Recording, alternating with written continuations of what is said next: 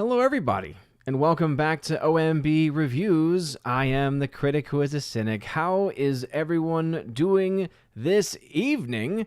Happy and blessed Monday, and welcome back to the Welcome to Asgard podcast, episode 509. Different night, slightly different time as well.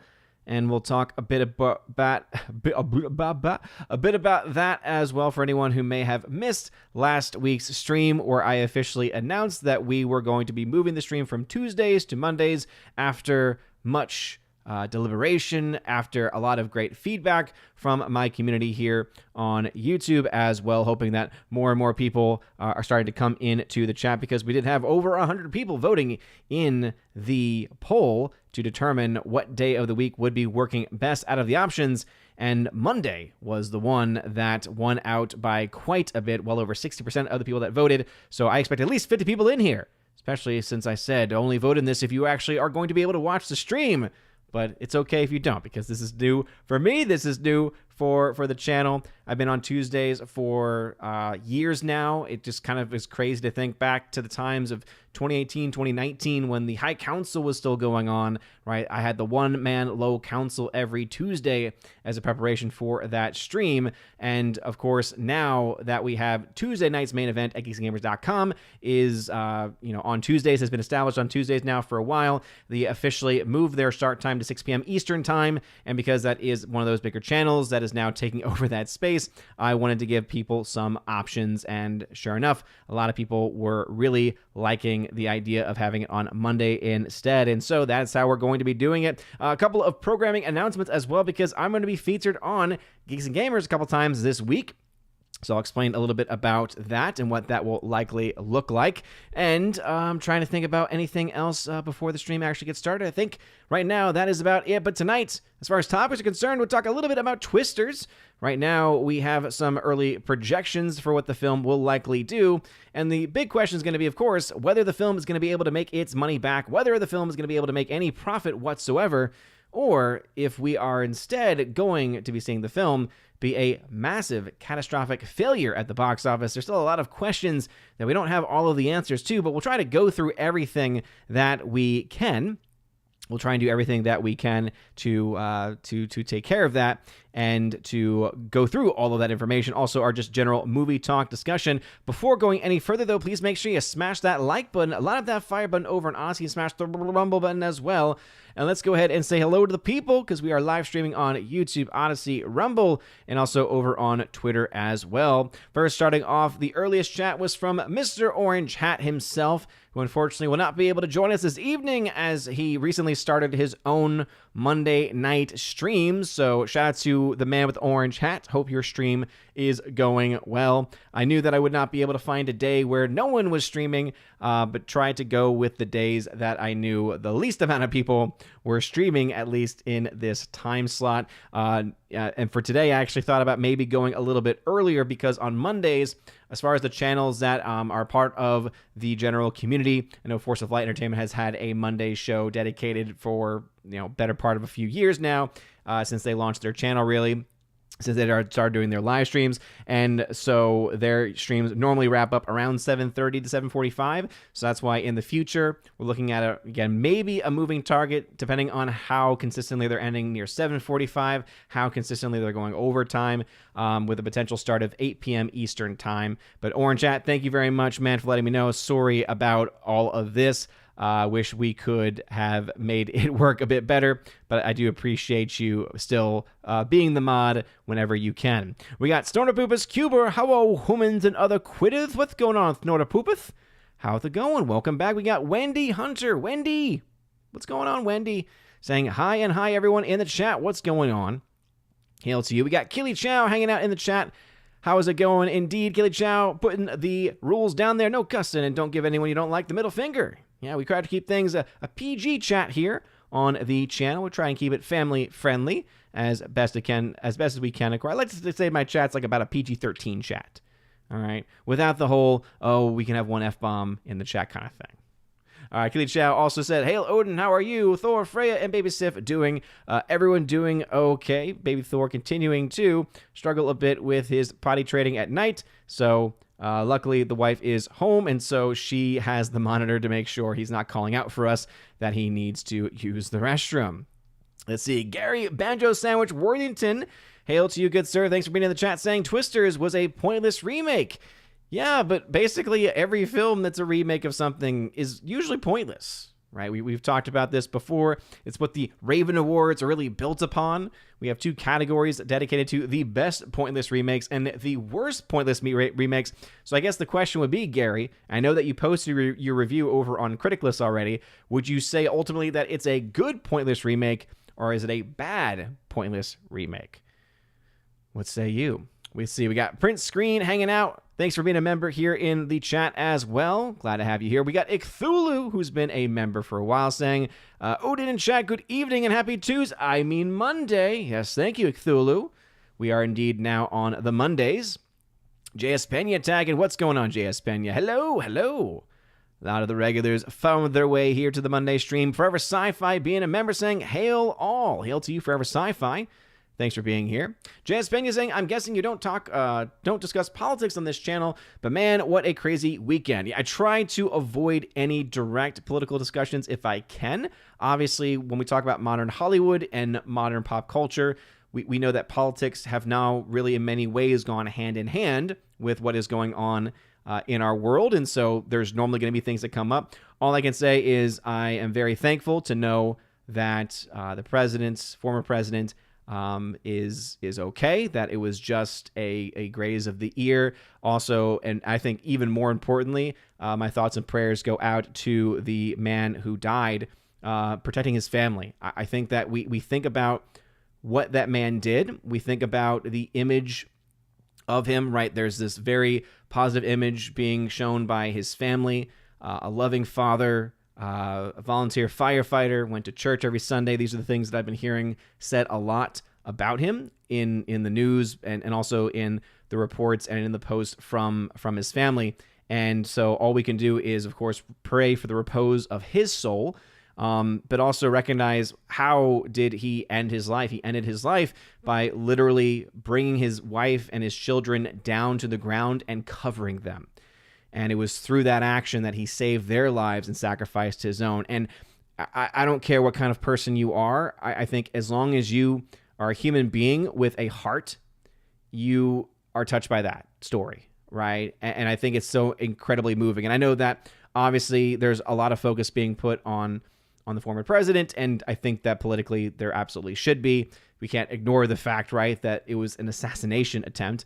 But at the same time, I do think and I do hope and wish, and I'm glad to have seen some people in their coverage, including people that were directly involved with what happened, kind of trying to always remind people of, let's not forget about the 2 other injured persons who are in stable condition, but also, and more especially at this point in time, the father who lost his life defending his family, and may he rest in peace. May perpetual light shine upon him. By the grace of God, through the mercy of God, rest in peace. Amen. And yeah, just crazy, crazy times that we are living in right now. And it's getting even crazier every single day. And also it's amazing how one of the key things from the weekend was we have to lower our political temperature. And as soon as Monday comes around, all of a sudden it's like, oh, now that's gone. We're still going to use the concepts of threat to democracy and everything. And it's like, look, I don't care. That's why anytime I typically talk any political thought, even on the main channel, I always remind people, look, I come at it from an independent lens, all right? I'm a Catholic. What's my political party? I am an independent Catholic. I would call myself a traditional independent Catholic. So there's going to be certain points of view in the traditional moral teachings of the church that align with modern, quote, liberal values. There can be certain moral values that align with, quote, conservative values. That's not how I view it, though. It's is this objectively good? Is this objectively true or not? That's the lens that I look at all of these things through, okay? And I preface that because I just want to make sure it's clear that no matter who you are, no matter what your political perspective is, I think that you have to look at this weekend and you have to see, okay, this call for bringing the temperature down. And then when you have your surrogates out there, right? Politically, you have your surrogates out there and they are putting out the same talking points that you were already doing before the weekend. And to me, one of the most dangerous lines that's been said throughout all of this is it's a threat to our democracy. And I have a problem with that statement, and I'll try to end this political point here. I have a problem with that statement for many, many reasons, but two big ones. One, we are not a democracy in the United States. I'm sorry. You've obviously failed history class. We are what's called a constitutional republic. That is the form of government that we have. Now, are there democratic processes that we have through certain local elections? One could definitely point that out. But as a system of government, we are not a democracy. We are a constitutional republic. So whenever you hear any of these politicians on either side say, threat to democracy, you immediately know you can't take them seriously because they have no idea what our government even is. They have no idea what our country even is. So that's like the first thing that just drives me up the wall and drives me insane, right? The fact that they are perpetuating that. The second thing about it is that it's just so false on his face, not just because it's not true because we're not a democracy, but even more importantly, because it's not true because there is literally no evidence to suggest that our democracy is going to be ending.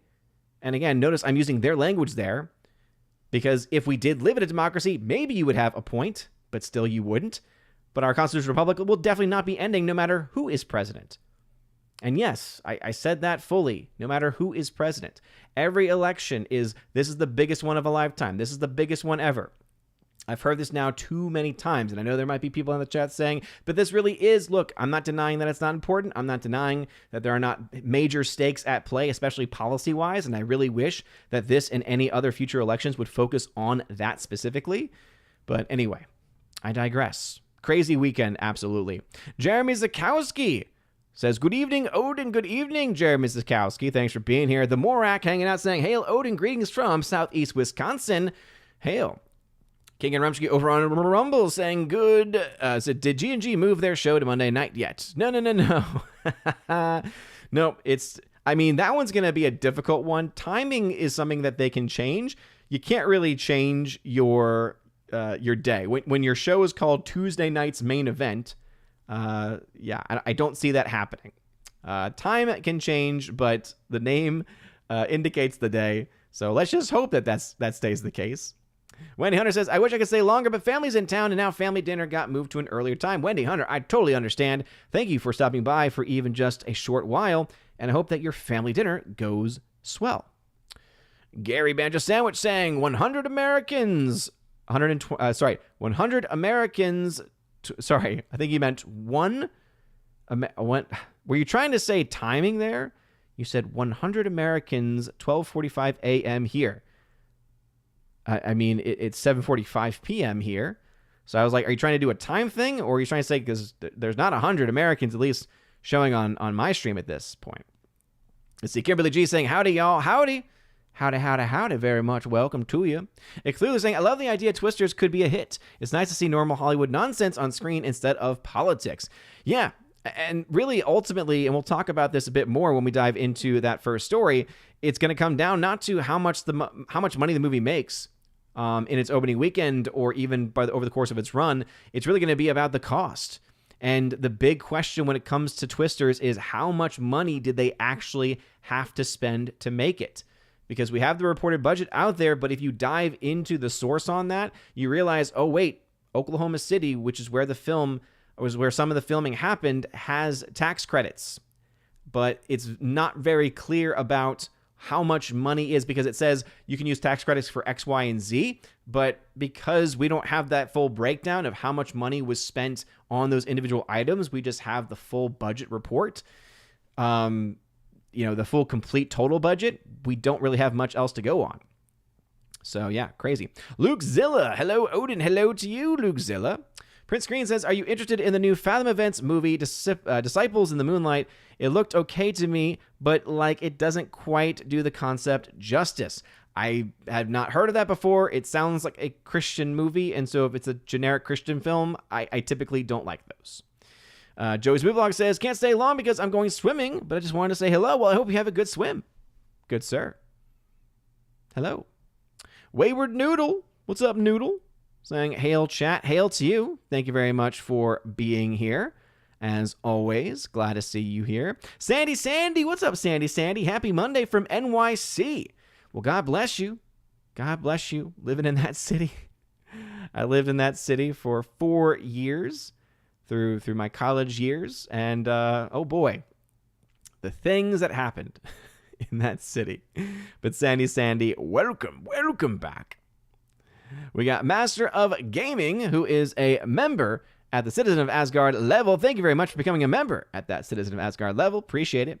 Gary Banjo Sandwich says, we will see by the box office if the many flock to watch it. I mean, yeah, it's interesting to see the early numbers for it because I don't really know what the expectations are at this point. Because the first Twister film came out in the 1990s, and a lot of things have changed since then. Not just ticket sales, not just ticket pricing. Rob D, what's up, brother, says, and tags to say, hello, Odin. An interesting box office fact I learned this week was that 1995 was not a good year. Ticket sales were down, and the average movie budget went up by $50 million. That's actually something I had not heard of before. So thank you for that information. I appreciate it. Thanatos Felicitas, hail to you, Master of Gaming. Thanks for being a member again. Mr. Wink, what's up, Mr. Wink? Saying, R.I.P. Richard Simmons, Godspeed Macho Man. Yeah, seriously, really crazy weekend, right? You think about all the crazy political things, but then we lost Richard Simmons.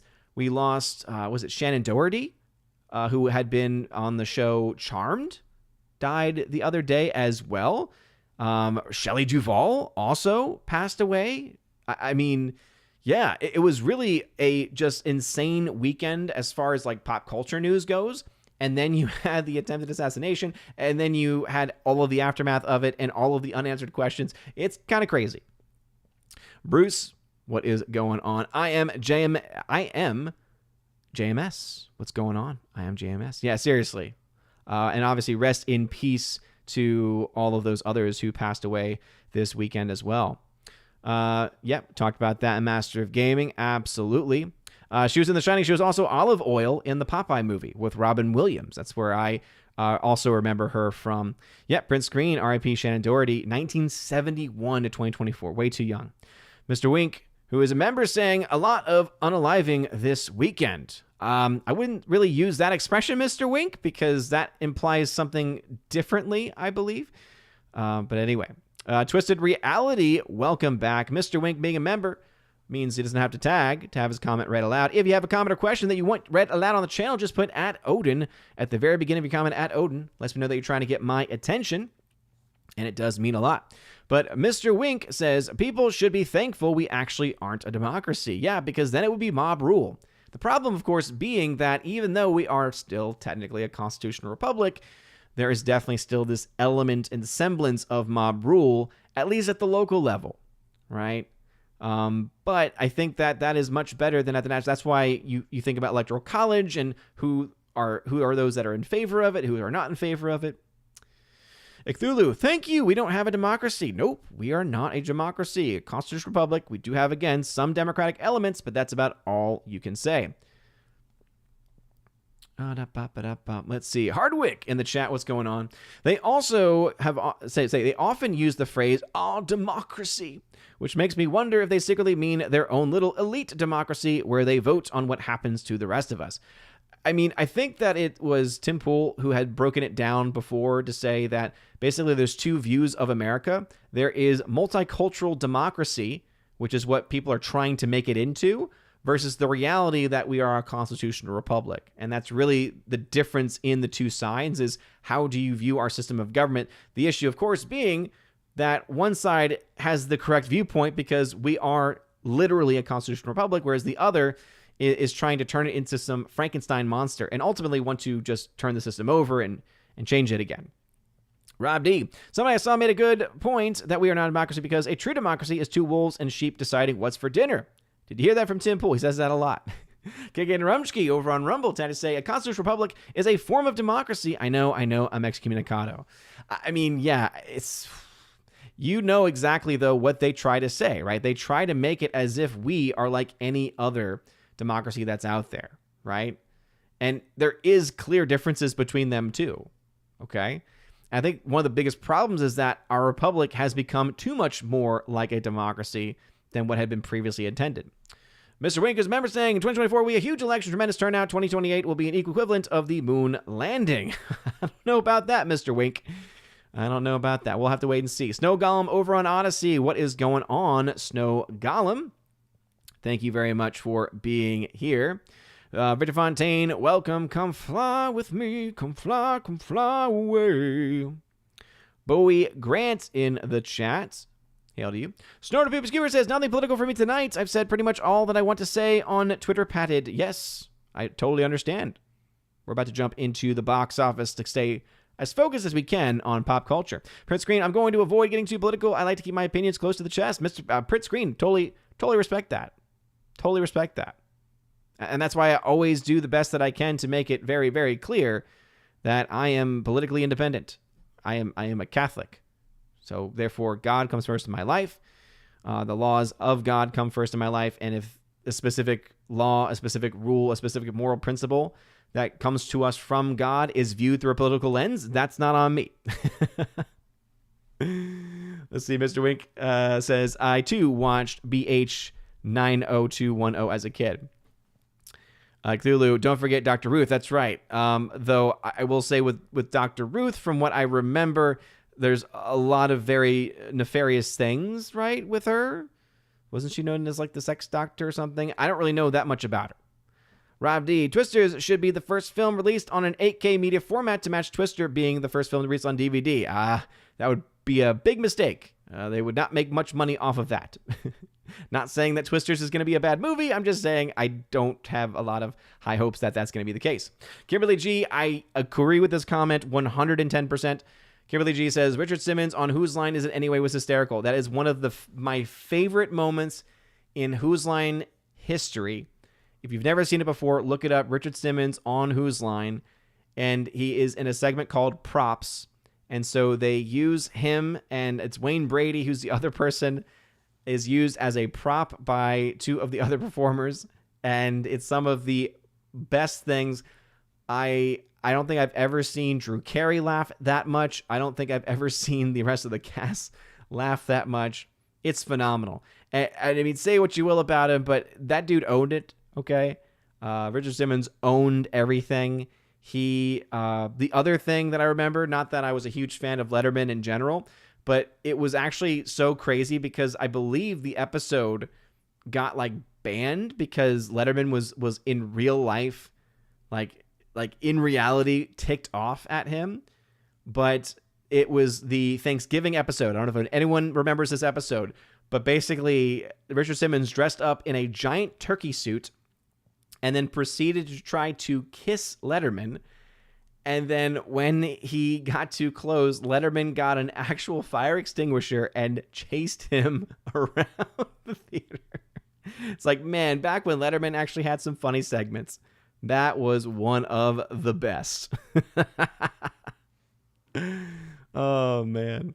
Hardwick, I wonder if the media is trying to bait us saying it's a republic. It's true, but it goes over most people's heads and doesn't address their accusation that Trump will be the end of election. Yep, exactly. Because it's based on nonsense. Mr. Wink says, Odin, YouTube won't let me use the D word, hence unalive was available. Does it really not let you use the died? What? That doesn't make any sense.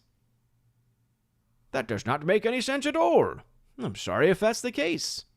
Thanatos says, I would rather watch the next Sharknado sequel than Twisters. Well, hey, there you get with some of the early sentiments going on with the film. And with that being said, let's go ahead then and dive into that story. So we're going to start things off talking about Twisters. And so going over to boxofficetheory.com, for those that have never seen Box Office Theory site before, this is someone who used to work for Box Office Pro. He was the reason why they had some really, really good charts. And you all know how I feel about charts. And unfortunately, he left them. But on the positive side, he started his own thing called boxofficetheory.com, where he does his own charting and has a little bit more autonomy there. And as you can see, Twisters is right now, as of the last update, and I believe we've maybe seen this one. Yeah, so as of 7/12, so as of 3 days ago, we are still about a day or two out from the final projections, right? Most of the time, Deadline, Box Office Pro, Hollywood Reporter, all the different places that do these things. Usually they'll give their final projections Tuesday night, usually around Wednesday afternoon, Wednesday evening. By those times, you'll actually get those projections out there because that's usually when the studios give an idea of what they think their movie's going to be making. But as of right now, Box Office Theory is saying that they're suspecting the film to make around $71 million in its domestic opening and a high point of $83 million. That would be an average of around 78.5. Now, one of the things that has to be factored in when it comes to this movie is we will now, I think, have a good idea of whether or not Glenn Powell has any real ability to move box office numbers. We think about how well the film Anyone But You did at the box office, really put his name on the minds and lips of many, many people through his showing in that film. Personally, didn't think the film was all that great, but a lot of people went to go see it. It did get some pretty high praise from a lot of people. All right, so you do have the Glenn Powell factor. Is it going to make a difference? Obviously, you look to a film like that of Top Gun Maverick, which had so many more things going on for it than just its casting. That film was massively successful, and Glenn Powell was phenomenal in that movie. He was also in another film dealing with jets where he played, it was in a war film. I even forget the name of it because no one went to go see it, but he was in a war film, I believe, last year that actually ended up being a box office flop. And so there's no real evidence at this point, at least, that he is going to be a driving force at the box office. But I will, of course, always say never, right? Anyone But You has been the last major release that he has had, and that film was a massively huge success. It is no doubt in my mind that there are a lot of female audience members that would love to see him in a movie, that would especially love to see him in a film like Twisters, where he plays a lead role, where he plays a guy with clear charisma, and you see that even within the trailers themselves. But then you actually get to the movie, right? So the Glenn Powell factor might be able to move some people, but it's not going to be enough, I think, to make this film that much bigger of a splash than it's already being shown to be. And the reason why is because, as some have already indicated earlier, right, there was really no need for you to make this movie. Go back to the OG Twister. That film is really, really good. I really love that film. There's some excellent performances in it. I think the writing is definitely very well done as well. You've got some great comedic moments. You know, rest in peace to Philip Seymour Hoffman. Oh my gosh, I don't know why. I'm blanking out right now on his name because I literally know what his name is. Oh my goodness. I hate when this happens. Hate it. Bill Paxton. Oh my gosh. Oh, somebody, shame on me. But Bill Paxton. Okay, so you got Philip Seymour Hoffman, Bill Paxton's in it. They give fantastic performances. You also have Helen Hunt in it, who does a pretty good job. I always forget that Cary Elwes is in the film, and I think that he does a good job as well. He plays kind of this more despicable character. He plays the competition amongst the chasers, right? The storm chasers there. And you have a really good supporting cast on top of that. And in addition, I think that the effects are actually pretty good. I think the effects actually do hold up very well for a film that was made in the 90s. There's definitely some that are a bit more on the cheesy side of things, but ultimately, I think that it does have its charm to it. And so you of course go back to that time, right? Back to the 90s when that film came out. And now you're here today and you think to yourself, okay, not really a movie I would have thought or I would have asked any studio to pick back up and say, let's do more with this property. Let's do more with this IP. Okay? I just don't really see that. But Twisters, at least according to Box Office Theory, has a chance of doing okay in its opening weekend, right? I think 71 to 83 sounds actually kind of high. It sounds very high for what I thought this movie more likely had a potential for. I thought this film would actually make a lot less money in its opening weekend, and we will, of course, still see. But right now, the tracking seems to indicate that the movie might actually end up being a little bit of a bigger success than we initially thought. Even the people over on Box Office Pro, in their projections, are saying somewhere between $65 and $85 million for this film being distributed by Universal. So a similar range there, right? 71 to 83 versus 65 to 85. So a lower bottom, a higher top. Clearly, there is a lot of discrepancy that we can find here. The only thing that we really know, as far as actual data, as far as actual evidence at this point about the movie Twisters, is what's being reported right now by Deadline. This is from Nance over at Deadline doing her international coverage, saying in the new play, and so new films being released internationally, Warner Brothers started rolling out Twisters, launching in 38 markets and grossing $11.5 million on 8,200 screens. That's not the greatest of per theater ratios there. In like-for-like markets and using today's exchange rates, notice exchange rates, not rates of inflation, the opening weekend results track 33% of Into the Storm, which I don't remember being a big hit, 31% greater than the original Twister. Well, seeing that Twister came out in the 90s and therefore there was a much smaller international footprint, that's not all that surprising. And the only real metric here that has any interest to me is it's also tracking 16% higher than The Fall Guy.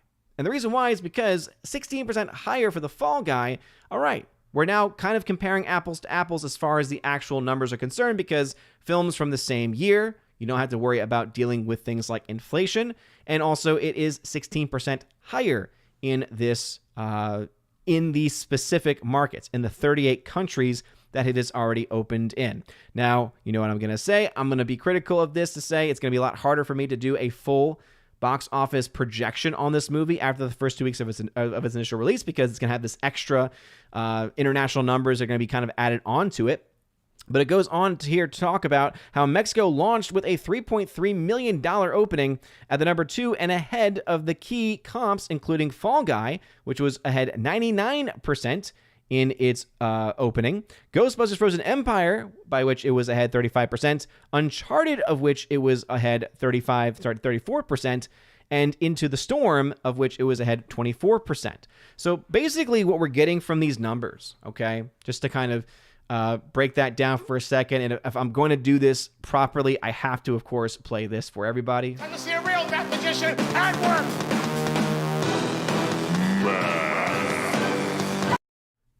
We got to do the math, okay? Got to do the math. If you're going to look at these numbers, and with the only one really that we can look to with any sense of, okay, this is actually a decent stat we can look to, we look to first, it's 16% higher for the weekend versus The Fall Guy. We go back and we think about how The Fall Guy ultimately did at the box office. It was a pretty big failure. Now, a big part of why The Fall Guy was a failure, in part, was because it really did not much at the box office, but it was also because of how much the film actually cost to make.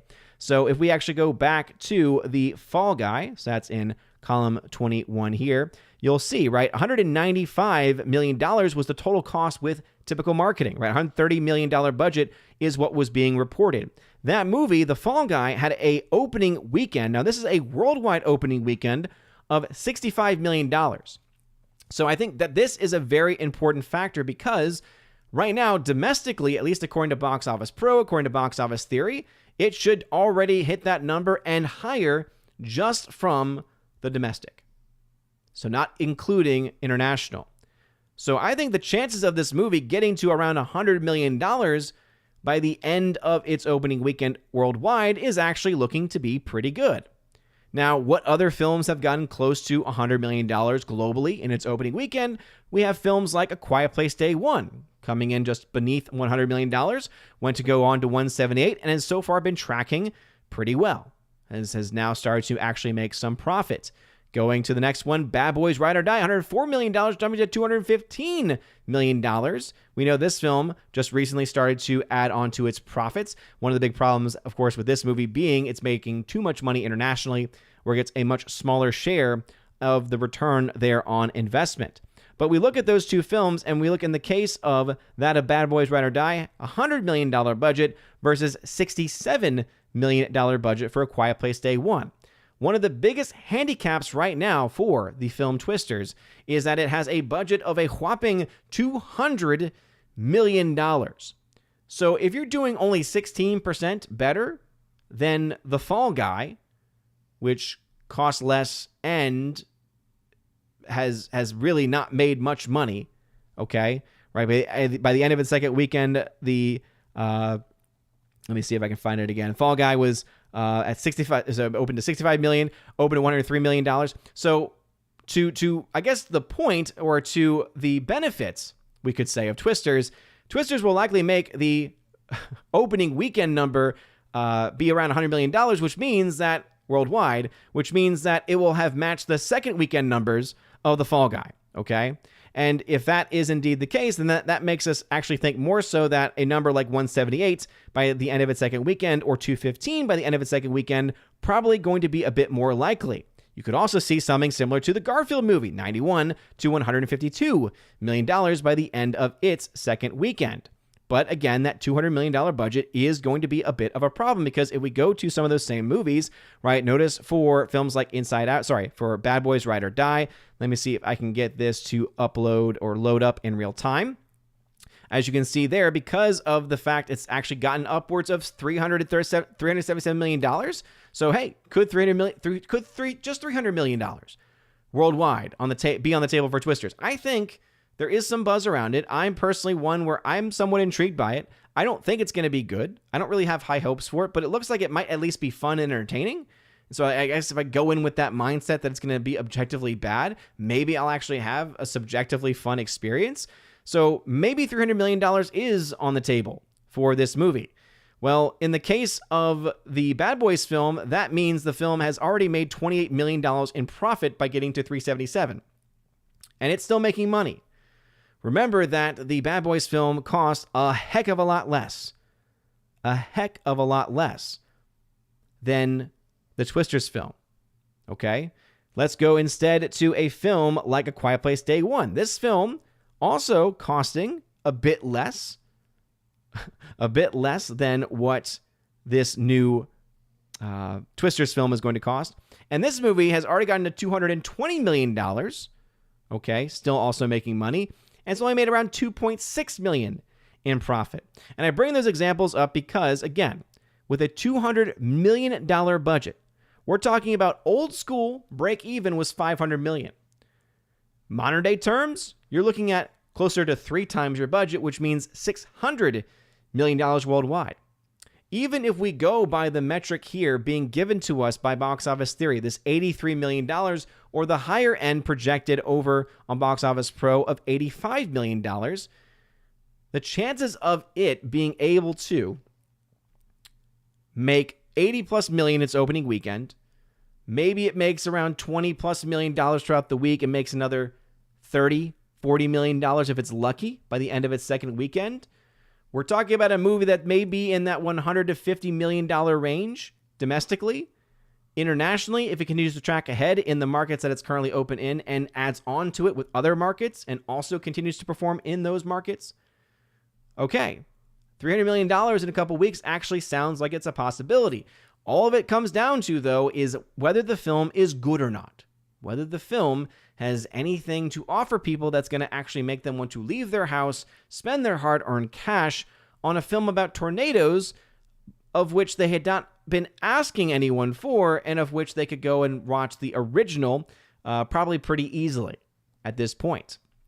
As I know, it's been playing on, I think, basic cable now for the last week or two. My parents, who were in town this past weekend, during one of their times when they were resting from the kids, as they did a lot of work this weekend, they said, oh yeah, we ended up watching Twister because there was not much else on TV. But that is currently where we stand with Twisters. That $200 million budget is going to, I think, be a massive killer for the film, which again could actually do so much better than what's being expected, so much better than what had been even initially projected. But when you have a $200 million reported budget and there are some tax credits you could potentially see, maybe that does end up being the saving grace.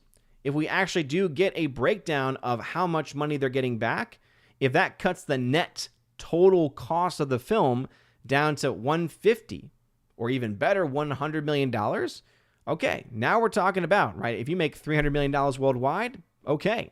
Now you're talking about maybe making a little bit of profit, depending on what parts of the country, what parts of the world you're making that money with the way the splits go between studio and between the theaters.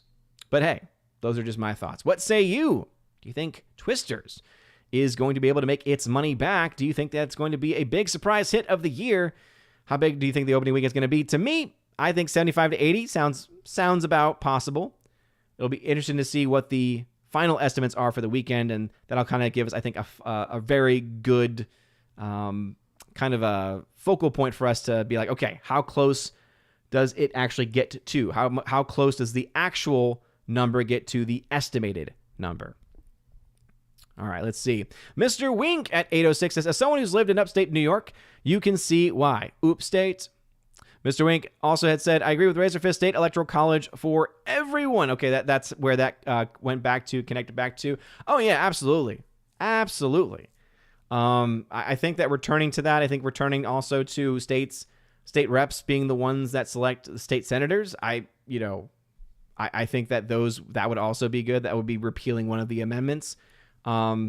Because that would be, now if we're talking about actual threats to democracy, that actually would be a threat because that's taking away the direct vote of the American people. But we also know the framers of our country were like, yeah, you know what? Mob rule really shouldn't be the rule of the day. That's what democracy ultimately is. So instead, maybe it should be, okay, you have control over your representatives, and then from they will be able to choose people with a higher power, right? It is about representative government. Checks and balances, as it is. Anyway. And again, a comment or question that you want read aloud, put at Odin at the very beginning of your comment, at Odin, unless you're a member on the channel. Of course, if that is the case, then you have perks, which means you don't have to tag. Remember, Sci-Fi is a member saying, yeah, I still remember Letterman keeping that extinguisher on the desk for security. Yes. There was another one he did where he was trying to sell, this was Richard Simmons, he was trying to sell this product that was like a cooker. And he was like, look, it'll cook your chicken on here, and then up here is where you put your vegetables, and it'll do this great. And then all of a sudden it starts smoking and sparks and like explodes. And to this day, I still don't remember whether or not that was real, whether that was planned, whether that was staged or not. Kincaid Rumsky. I remember a show where Dave Letterman asked Richard Simmons if he was too fat to be a weight loss expert. Again, that's another one of those things where it's like, was Richard Simmons being bullied by David Letterman, or was he in on it? I don't know. Think Noodles, tag to say, will you be reviewing Twisters and Deadpool? Yes, I'm still reviewing movies. I just don't really do a lot of video reviews these days. I try to get my reviews up on Criticlist as soon as I possibly can. So if you want to find out my thoughts of more recent films, go check out criticlist.com at OMB Reviews. You can find me over there where I post my movie reviews. Twisters is one where it's like I'm kind of on the fence with it. I have family, again, wife's side of the family this time, coming in town actually on that Thursday for that premiere. And since I'm still trying to and planning to do Friday Night Tights this Friday, and a couple of other things, Salty Saturday stream, of course, I don't think my wife would want me to go out to a movie while they are in town. So if I do, it might not be until maybe next week. But next week is my last full week left of summer. This is insane to think about. I've got this week, next week, and then we've got just 3 days of July, Monday, Tuesday, Wednesday, and then we start off August 1st and 2nd. Now, I think my school schedule does not start until the week of the 8th, at least that, the week of the 5th. That at least is my hope, though part of me thinks I might actually have meetings/school starting that Thursday, Friday. Maybe it's Thursday, Friday, and then our school actually starts on Monday. That actually would make a bit more sense. But yeah, we start very, very early here in Tennessee, and it is never fun. It always feels like a whirlwind. We're just being thrown back to the wolves. But I will say this much. Deadpool, yes. To the second part of that, Deadpool, yes. I've already got my tickets. Bring in the wife. We got a babysitter. Wife has not seen a movie in theaters in a while, and I know she really wants to see it. She loves Ryan Reynolds, and so I decided to get a couple IMAX tickets for that, and we are very excited for it. At least I'm very excited for it. I added it into our calendar, trying to be a surprise, because a surprise, meaning if she saw the notification, she'd look into it and be like, oh, that's nice. Haven't heard anything yet, so don't know if she's seen it, but we'll see. Carl Jacobs, to say, Letterman funny, inconceivable. I did say hi, but I think you missed it. Well, hello, Carl Jacobs. No, I think I got it. I remember highlighting your name earlier. Yeah, there was a time. There was a time when he actually was a little bit funny. Bruce, Tiny say, so there is more than one, just like in the first movie. There is more than one, just like in the first movie. Oh, yes, with twisters. It's twins. We got twins. Yep. Though it looks like there is like, they're also, I mean, obviously, if you look at the trailer, you're like, okay, they're kind of going back to the well a bit, right? There's the water spouts. You've got, I think there's like a fire twister at one point too. I don't remember if that was in the first one or not. But it's definitely been done in other films that are not direct ripoffs of Twitter. Or I guess they are direct ripoffs of Twitter, but maybe they go by different names. Yeah. But it's a disaster movie, and I think there are definitely some people out there that like a good disaster movie. So that's why never say never on that film. I think that you'll probably get some mixed reaction from it. Sounds like would be the case. And it'll be I say a test, but obviously I recognize that when you really think about it, if you're really honest, you know that, again, actors don't sell tickets to movies anymore in the same way that they used to. But it will kind of give us an idea of whether Glenn Powell could be at least viewed by Hollywood as some kind of box office performer. Let's see, Hardwick trying to say Glenn Powell would have been perfect casting for Booster Gold. Yeah, I've heard that a lot, and I know very little about Booster Gold, but I think Glenn Powell is pretty good. Prince Green trying to say, I think anyone but you did well because of Powell and Sweeney. They had a whole cheating rumor around them. Not to mention Sweeney could have helped sell movie thanks to her attractiveness. I think the same could also be said for Glenn Powell. I think anyone who's going to be honest with themselves, my guys out there too, you look at Sweeney and Powell, and you have two very attractive people. I mean, that's just an objective fact at this point, okay? So yeah, I mean, we all know that can also have a major impact on box office sales, but then you even go back to that film No Hard Feelings with Jennifer Lawrence. That film really didn't do all that much of the box office, and I think that many people, if they were being honest, would say that Jennifer Lawrence is an attractive woman. But again, there's always just so many different factors that go into whether a film and how a film can be successful. For that one, Anyone But You, I think it was the fact that they released it at a very good time, the fact that it was not the kind of movie that many of us suspected it would be. I mean, when it's a rated R rom-com, it goes very hard into that. It really lays into it. It does not leave a whole lot off the table. And I think that there might have been, and clearly there was, based off the numbers, a market for that kind of film. And it's been doing well on streaming ever since it got on there. Mr. Wink says, good night, everyone. I'm going to watch some Slumber Party Massacre. Huge movie, tremendous movie. Night, y'all. Good night to you. Let's see. Kimberly G at 8:13. Glenn Powell would make a great Johnny Cage in the upcoming Mortal Kombat. I like Carl Urban, but Glenn has that swagger. Wait, Carl Urban's going to be Johnny Cage in an upcoming Mortal Kombat film? Really? The last Mortal Kombat film they made was awful. I remember going to see that film in theaters, and the entire time, all I could think of was, wow, I'm just so disappointed. Yeah, look at that. Well, what do you know about that? Okay. Well, at least I think there's some potential with this. So Kimberly G brought this up. Yeah, Carl Urban is listed as Johnny Cage. I think he could pull it off. Now, I think it's going to be probably a different version of Johnny Cage than what many people might be used to. But Hiroyuki Sanada. I love Sanada. But also Hanzo Hasashi. I'm not an expert on the Mortal Kombat franchise.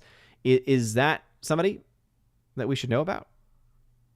Also, is this in the same, I guess the bigger question is this in the same universe as the last one that they did? Oh, yep, Mortal Kombat 2. Okay, because I think he was in the last one, right? Because he played, was it Sub-Zero? Is that who that character ended up being? Scorpion. No. Scorpion. Okay, that makes more sense. Oh, yeah, okay, it's all coming back to me. I remember being so excited for the Mortal Kombat remake, and a lot of it was because of the fact that Hiroyuki Sanada was in it. And then when you see the movie and you're like, okay, I love him in this, the way in which they present Scorpion and Sub-Zero and all that, it was bad. It was just not good. And so I'm actually very surprised that this movie got a sequel. That actually is quite surprising to me. In fact, I have to look this up for myself because I'm wondering now, how do they justify the film getting a sequel? Set to come out in 2025? What? That is crazy. Oh my gosh, yeah, how? How did they do that? This is insane. All right, let's do a little bit of some quick math. All right, we gotta do this again. All right, let's try to break this thing down for just a second. Time to see a real mathematician at work. All right, you know what that means. It is time to do some more math. Okay, so yes, 2021. Now I'm already hearing everybody saying, well, 2021, yeah, COVID and everything. Okay, all right, we all know the excuses that have been made and everything. Doesn't change the fact the film itself objectively was not very good, and also objectively the movie just did not make really much money in any regard. Either way, though, $42 million domestic, $41 million international for a whopping $83 million made theatrically. You can see there's a home market performance reporting $13.8 million in sales. This does not include any of the VOD sales, which I believe Mortal Kombat went on to, was it Max? Because it was indeed distributed by Warner Brothers. It was produced by New Line Cinema, Atomic Monster, and Broken Road. So I'm not seeing the Legendary connection. The Legendary connection would give them possibly an out in China, but it made so little money, I don't think that is the case. And also, this was a time when a plethora of films were just not getting any releases in China, and so that really wouldn't make much of a difference anyway. So yeah, $83 million. Now the film cost, at least according to the numbers.com, $55 million, which means it only made 1.5 times its budget. So even if you were to be very generous and say the film needed to make 2.5 times its budget, you're still very, very far away from that. Okay? You're still very, very far away from that. Sorry, I just realized that I didn't have the screen up there. So again, $83 million is what the film made worldwide. 42-41, about a 50-50 split. 13 million in total sales on Blu-ray and on DVD, etc. And also, notice this, right? Domestic opening was 55% of its entire gross. You all know that typically I talk about how films make around 50 to 70% of their entire box office globally in their first 2 weeks. When you're making half of your entire box office in your first weekend, yes, that shows you not having any legs whatsoever. All right, notice the legs here. 1.82 was the legs for that film, but 1.5 times the actual production budget shows us that this movie was a flop.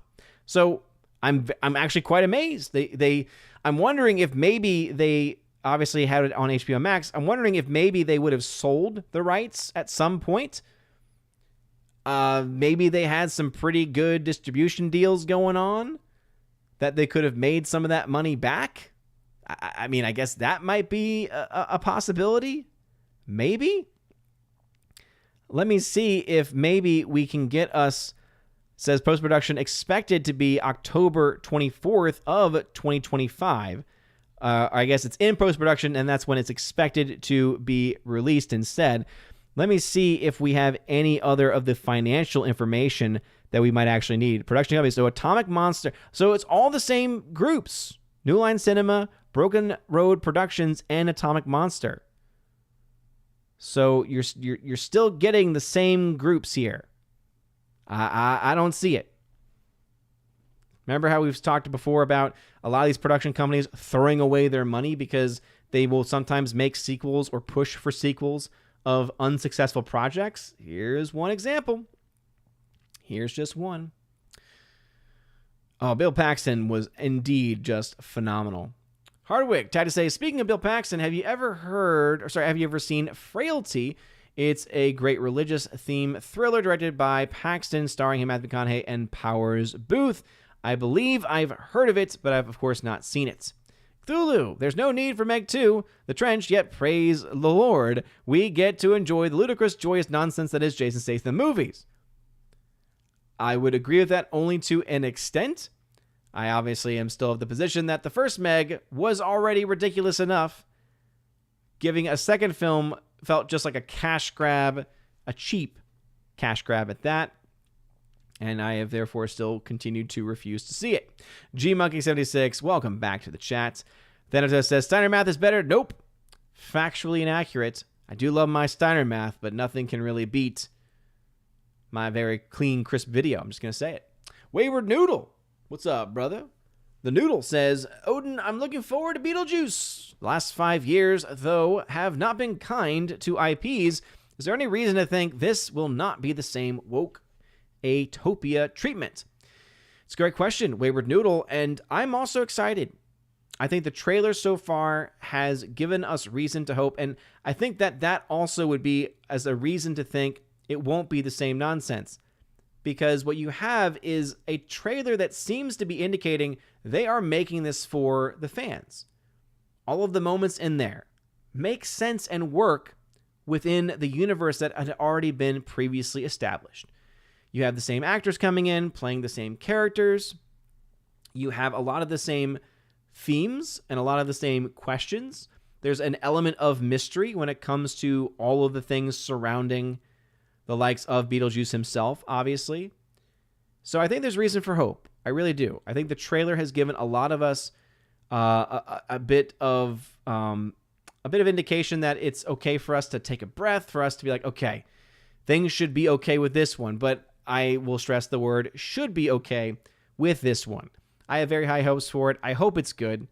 You of course, do have a lot of the same people behind the camera also back into the fray, but that's also never a guarantee of anything. There's been some great actors, some great directors and writers that I've enjoyed quite a bit, and sometimes they'll come back and you have those high expectations, and then they end up letting you down. All we can go based off of at this point is the trailer. It seems like the trailer is giving fan service, and I think that that's the only thing that you could ever use to justify this film's existence, is to say, okay, we wanted to make a film that pays tribute to the original, that's able to build upon it. I think the casting of people like Jenna Ortega, for instance, is a great casting choice. I think that she works very, very well as being the daughter of Lydia. Having Lydia back in it as well, right? Having her as an adult, what that would look like, what she would be like.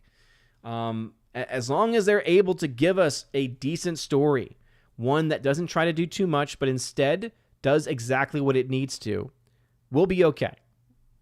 Meaning we will, I think, find ourselves enjoying our time, not feeling like our time or our money or our mental capacity is being wasted, and that, hey, it might actually be pretty fun. Yeah, it's definitely creeping up on my anticipated films list of things that are left in this for the year.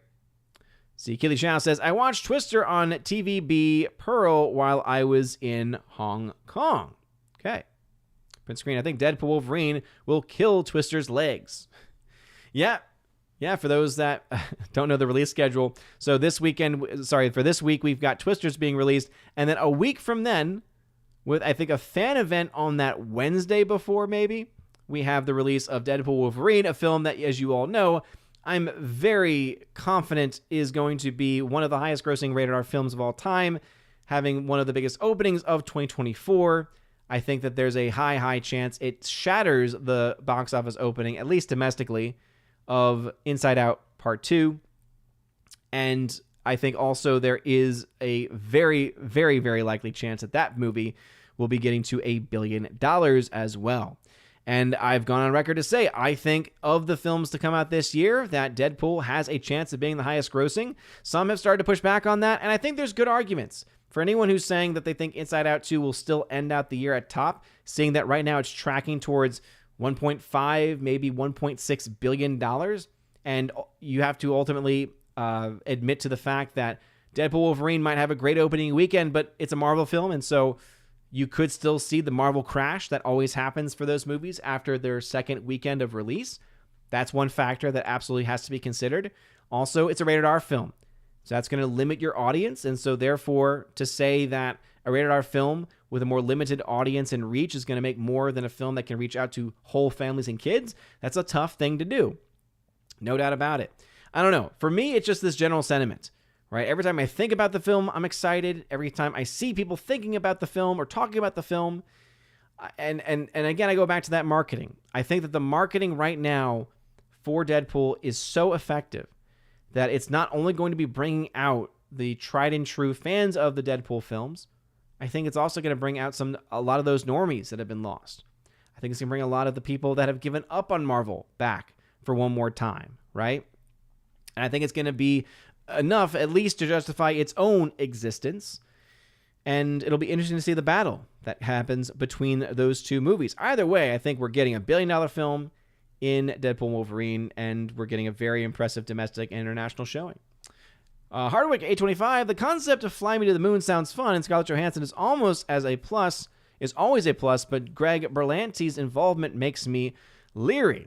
I would say Scarlett Johansson's not always a plus, but I mean, that's more opinion. Yeah, I don't really know as much about Fly Me to the Moon because the marketing has just not been there, and I just don't care to even find out about it. Jeremy Zakowski, I have a real-life friend who is actually a storm chaser. He's chasing a tornado right now. Dang. Yeah, I mean, more power to them. I remember after seeing Twister when I was younger, there was a time in my life where I was actually, hey, that looks like fun. I want to do that. It was also, I think, because I'm an adrenaline junkie. That's why I love roller coasters and things of that nature.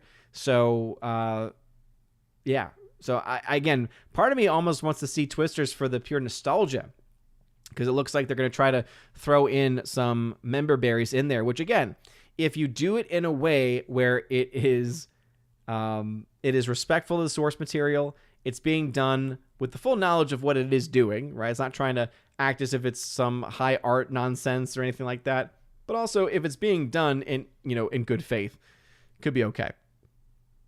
Let's see. Keeley says, when I think of Greg Berlanti, I think of the Arrowverse.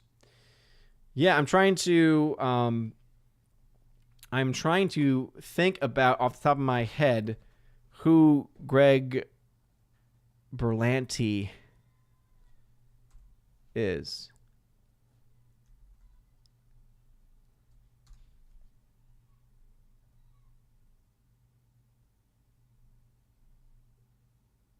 Let's see.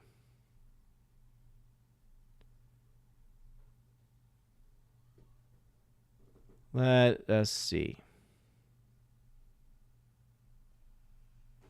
Who is Greg Berlanti? Sorry, I just heard.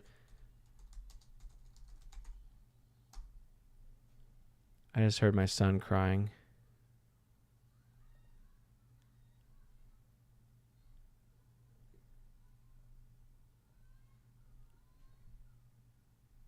Sorry about that. He's still awake and very upset. Okay, I might have to go in and talk to my son. Let me see. Greg Berlanti. He is America's screenwriter, producer of the film, etc. Okay. Gotcha. All right. Sorry about this, everybody. I'm going to go ahead and put the Be Right Back up, and because my boy's crying right now. So sorry. Be right back.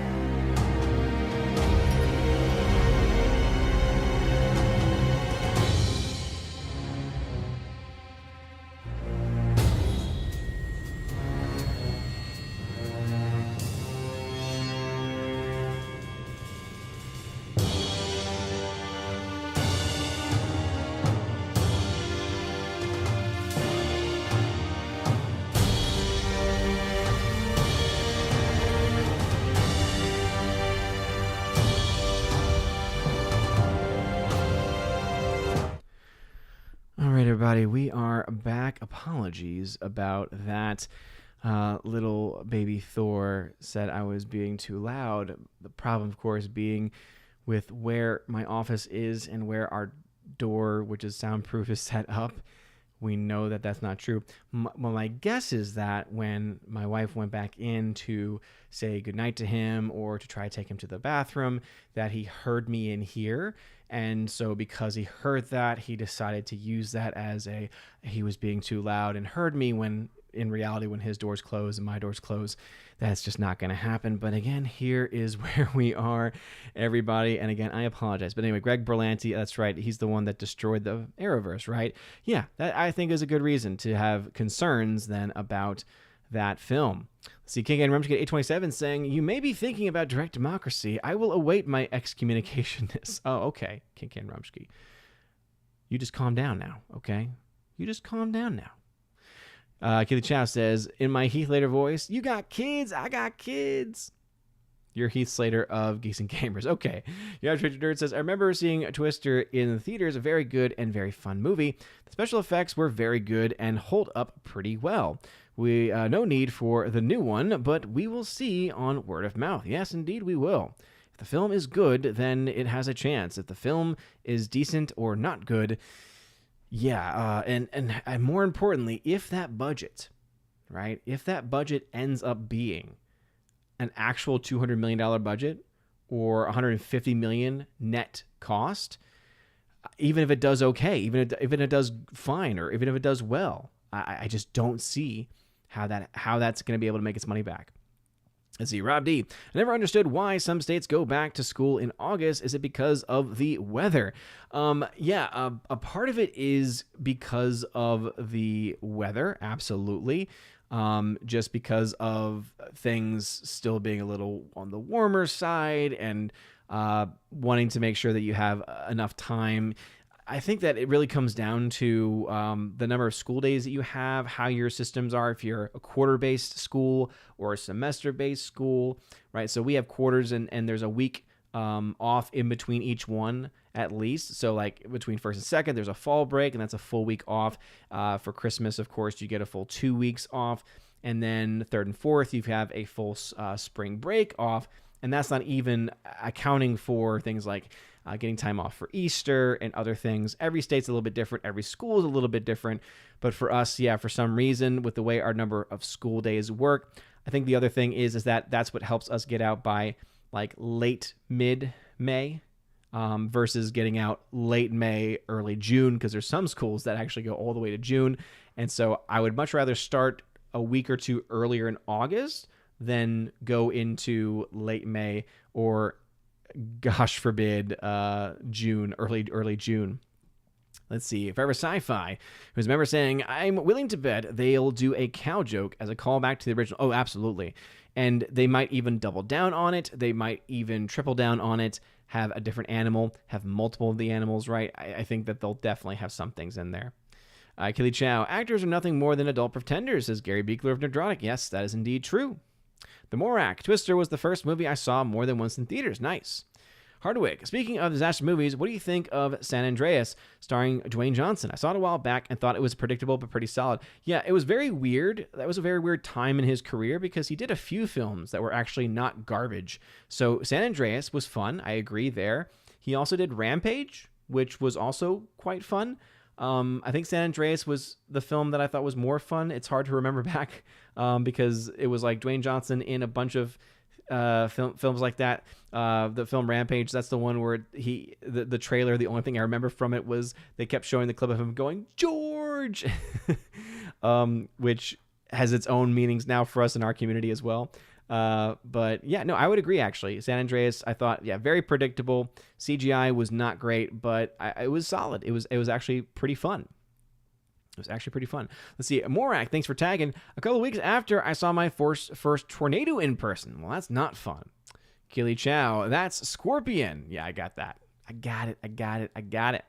Keely Chow says, I have to go. Keely Chow, leaving early. Thank you for leaving the ice cream.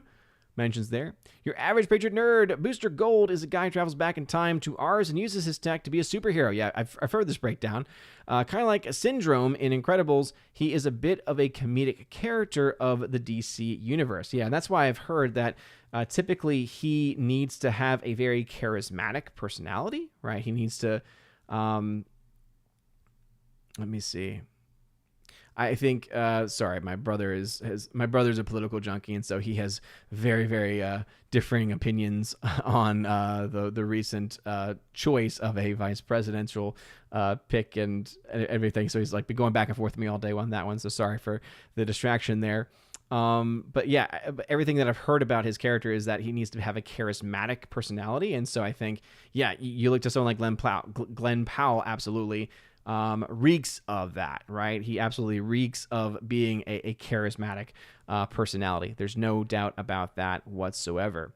Cthulhu, I love Carl Urban, but he does not do Hollywood charisma at all. Bad casting for an exceptional actor.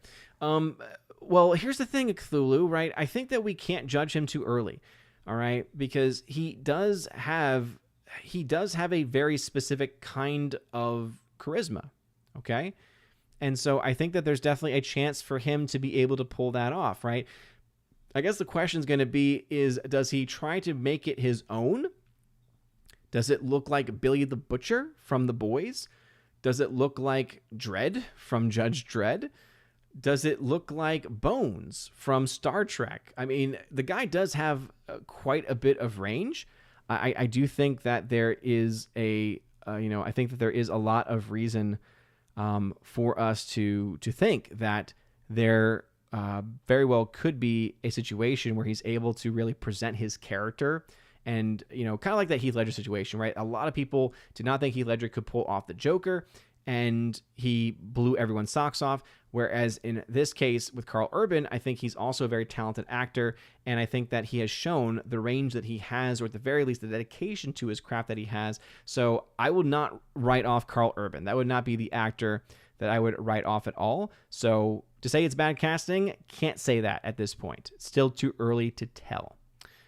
Let's see. King and Rumsky says, I second Cthulhu's statement. Hear, hear. Which one? Which one is the ultimate question? Indeed, math. Gotta love the math video. Rob D, I think Mortal Kombat 2 should just get off with a kid plugging in his Sega Genesis and starting up Mortal Kombat must be Sega Genesis version. Yeah, I remember back in the day playing some of the Sega Genesis versions. I think we ended up playing for... I'm trying to think about the other versions of that we would have played, because I forget what system it would have been on after the Genesis went away, because I forget about what happened. Was Sega taken in by Nintendo? I forget. I definitely forget. All righty. Let us see. Victor Fontaine didn't tag, but I know that you and I disagree on a lot of things when it comes to box office. And here's the thing, okay? Down 6%, down 6% from last week, down another 8% this week. These are also predictions and projections, okay? And remember, the hype for this film is palatable. And those projections right now are only being based off of pre-sales. And as we learned with Inside Out 2, pre-sales do not tell you the entire story. Walk-ups are things that cannot be ever fully accounted for until they actually happen. And once we actually get the opening night numbers, that I think will be the biggest tell. All I know is that the showing that I have for my wife and I go see is already very well sold. The fan events have been selling out across the country. So all of that indicates to me that it's going to be a massive opening, and not just a massive opening for any movie, but especially for a rated R film. Okay? King Rumsky, ScarJo is a plus, only when she has long hair. Oh, good grief. Kimberly G. Ryan Reynolds is the king of marketing. Seriously, he's done a great job with this one. Yes, thank you for putting up with the short break, but obviously want to make sure my son is okay. It looks like he's calmed down a little bit, so hopefully that is the case. We're going to start to wrap things up here, though, as we are just about at time. as things have slowed down a bit. Forever Sci-Fi being a member says, I would have preferred Urban to do another Dredd movie instead of playing Johnny Cage. Can he even do the split move? I don't know. Again, we have not seen him in a lot, but Urban seems like a guy that's in pretty good shape, and that is, whether or not he's doing the full version that you expect from the video game or whatever it might be. I mean, actors can train. Actors can learn how to do these different things. And if anyone, I think, of the few people in Hollywood that are doing different projects currently, and I think show tremendous talent and show tremendous ability to be malleable in their performances and in the roles that they take on, I would say Karl Urban is up there. I think that he's definitely up there as far as what he can bring to the table. So yeah, don't write off Johnny Cage. Don't write off Karl Urban's Johnny Cage at this point. Until we actually get some footage, until we actually get some line readings at least. Can't say it at this point. Hardwick, Booster Gold is supposed to be not only charismatic, but a cocky glory seeker, at least at first. Glenn Powell would nail that. Oh, I completely agree. I'm not denying that at all. I'm not saying that he wouldn't be. In fact, I've been saying the opposite, so I don't even know why it's still a topic that's being brought up. Sort of Poopus, take care of human, take care. King and Rumsky, serious question. Did you hear that Hollywood made The Rock excommunicado? I did not hear that.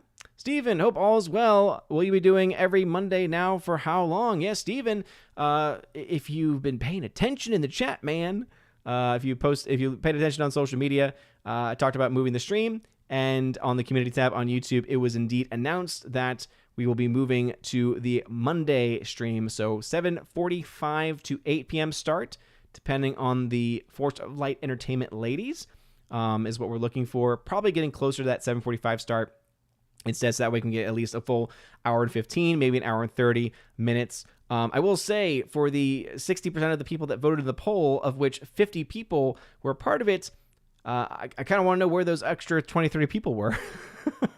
This is why it always drives me crazy when I run polls like that. Obviously, I know this is also the first time we're running this stream. I know that there are a lot of things going on in politics right now, including a lot of political streams that are on right now also, and so it definitely does make sense quite a bit.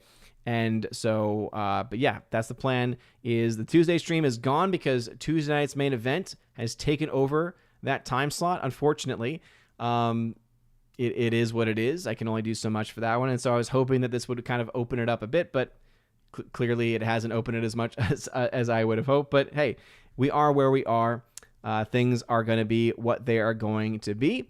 And so we are going to, again, continue that going forward. So with that, I'll answer any last questions posted. Please don't post any more questions or things, though, as I'm saying this right now. So if you're typing something, please stop. So that way I can get anything that's already been posted, because I wanted to get through this as far as the upcoming schedule. So tomorrow night is Tuesday night's main event. I'm actually going to be featured as a panelist. So I'll be joining late, of course, because they start at 6 p.m. Eastern time.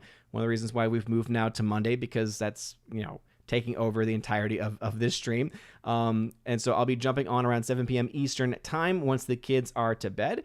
And I'll be on for, I believe, the entirety of that stream, coming on to talk about box office stuff. And so that should be a ton of fun. First time ever on Tuesday night's main event. So very excited, very thankful. Be cool to be back on the Geeks and Gamers panel on the Geeks and Gamers channel. And so much so that on Wednesday, I'm actually going to not only oh my gosh, I need to actually look at my full schedule, because I don't know if I actually made an official announcement about this yet. Let's see. So yeah, tomorrow I've got that going on Wednesday. All right, on Wednesday, we've got the Good Morning Asgard podcast. So that's still the same time, same channel on Wednesday. I also am right now going to be making a small appearance on Chris Gore's stream as well. That starts around 4 p.m. Eastern time, 1 p.m. West Coast time. He is hosting on Film Threat his official funeral to Star Wars, because it'll be the day after the last episode of The Acolyte. So, oh yeah, we're going to have a full funeral, and he's asked a bunch of people to show up throughout the stream. And so right now I am slated to show up in the very beginning portion of that. And so probably will only be on for about 45 minutes. But in case anyone's a fan of Chris Gore, things like that, I'll be there. On Thursday, actually, wait a minute. What happened? What in the world is going on here? I think something got deleted, unfortunately. Okay, now I'm upset. So one day this week, let me go ahead and make sure I can pull this up right now so that way I can give you all the correct information. Because I'm also not only having my premiere on Tuesday night's main event, I am also making my premiere on the Geeks and Gamers daily stream also. So I'm going to be one of the co-hosts this week, since obviously a bunch of people are up at the RNC this week. They need some help with that. So me and Beardo are going to be co-hosting on Wednesday. Okay, so it is going to be on Wednesday. I know that those start around 11 a.m. Eastern time. And so because of that being the case, let me go ahead and look at this real quick. Yeah, so 11 a.m. Eastern time. And so because of that, the Wednesday morning stream at 10 will still happen. It will just be a very short stream, kind of a bit of a small prep. All right, a bit of a small prep for the Geeks and Gamers daily stream on Wednesday. So I'll try and post all of those on social media if I can. But as you all have seen tonight, things are still a little bit crazy. So anyway, let's get these last comments out. I see some people didn't listen to what I said when I said, please don't post anything, as I'm saying this right now, because people have been posting comments since. But anyway, let me get through these. Cthulhu, before you go, what's the best upcoming Halloween horror movie? No idea. I typically don't like horror films in general, and so I can't say. Steven, when you go back to teaching, will you explain to students about what happened with Trump over the weekend? Probably not in any direct way. It's not really something to bring up on the first day of school or in any sense. If it's asked about, then obviously, absolutely.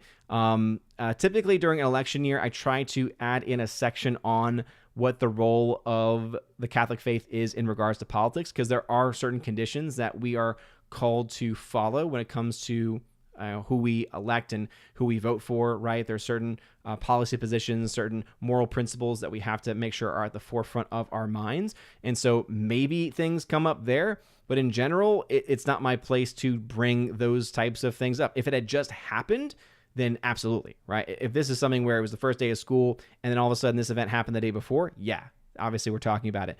But since that will have been about almost a month removed from the event, when I actually have students in the classroom, probably won't be bringing that up. Steven, I just got back from Vegas and just got on your stream. Will you do a giveaway on Monday? I don't ever say when I'm doing giveaways, Steven. And I don't like when people ask about that up front, because then it's like, are you just trying to get giveaways? Just being honest. Forever Sci-Fi, since it's almost August, we'll probably be seeing Halloween stuff for sale in a few weeks. Some evil genius decided selling candy and school supplies at the same time was a great idea. Yeah, I walked into the store yesterday, and when I saw all the school supplies, my heart sank. I was like, no. Rob D, Ryan needs to be wearing that black hairnet thing that women wear at funerals for Star Wars. Yes, he does.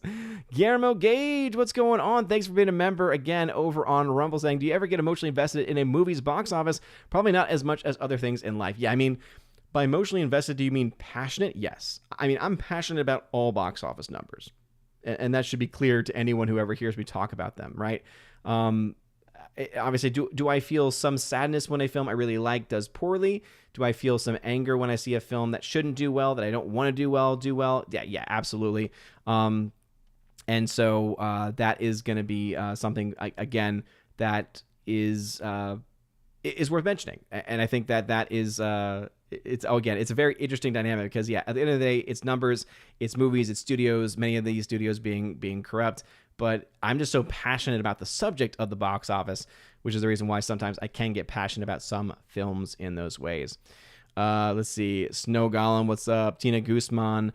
So again, just to break that down. So tomorrow evening, nighttime, Tuesday night's main event, be one of the panelists on that. I will be on the stream at 7 p.m. They start the stream at 6 p.m. Eastern.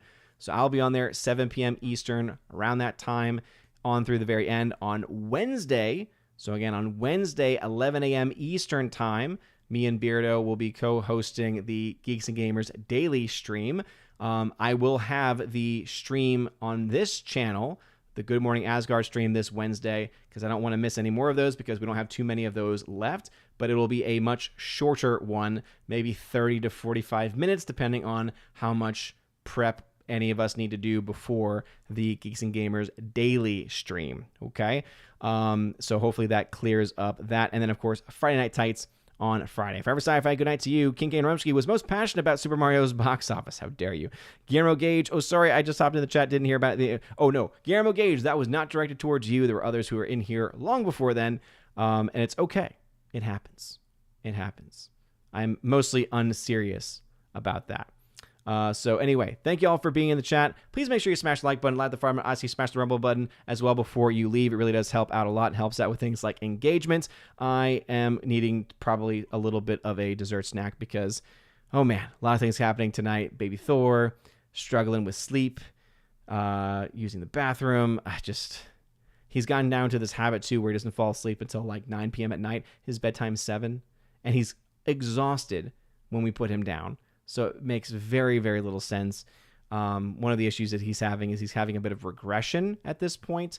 He's just holding everything in, and it's tough. But anyway, as we end the stream, I do, of course, want to continue to, as I mentioned at the very beginning of the stream, I want to put thoughts and prayers out to the man who at the Trump rally was shot and killed, just to pray for the repose of his soul, for the 2 daughters he leaves behind, the wife he leaves behind, and specifically because of the fact that he, as a volunteer firefighter, sacrificed his own life, put his own life at risk, and ultimately paid that price for protecting and shielding his family. That's the kind of person that we need to, I think, try to emulate in our everyday life. The person who's willing to sacrifice for the people that we love, and I hope and I pray that that we are able to, and I know myself, right? I hope that I myself am able to even have somewhat, even hope to come close to being that willing and able to step up in that way, because none of us know exactly whether we would be able to do that as a father, as a parent, until we're in that situation. He was able to do that, and that's all I can ever hope in my life, is that I am able and willing to defend my kids, to defend my family. And so absolutely thoughts and prayers out to him and his family. May perpetual light shine upon him through the mercy of God. Rest in peace.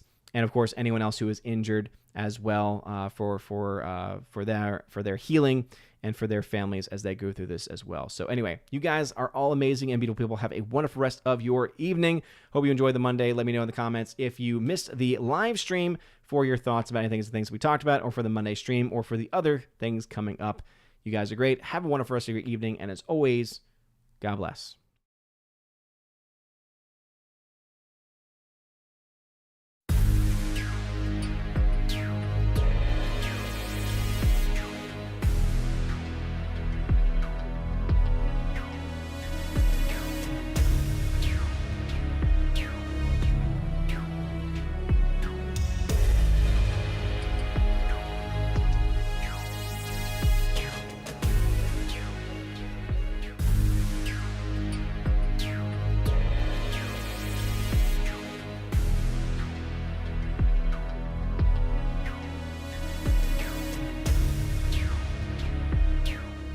And now for a huge special shout out to all of my Patreon, Subscribe Star, Locals, and YouTube members who are at the Chosen of Valhalla level. Starting off with my Patreon supporters, Father Luca Illich, Rosetta Allen, check out her YouTube channel, which is Eagle Rider, and Miss Martin Muses, check out her YouTube channel by the same name. To my Subscribe Star Chosen members, Matt317, check out his Twitch channel by the same name, and also the K-Man, check him out at xtheboundaries.co, and a shout out also to my one Chosen of Valhalla YouTube member, Mr. Roy. Thank you again for being so much of a huge supporter of the channel. And to every one of my chosen members, if you want your name shouted out at the end of every live stream and video, or if you want access to things like giveaways of Blu-rays, 4Ks, etc., and access to an exclusive podcast bonus material for members, check out the links in the video description below for all of those details. You guys are amazing and beautiful people. Have a wonderful rest of your day, a blessed month of the Sacred Heart, and as always,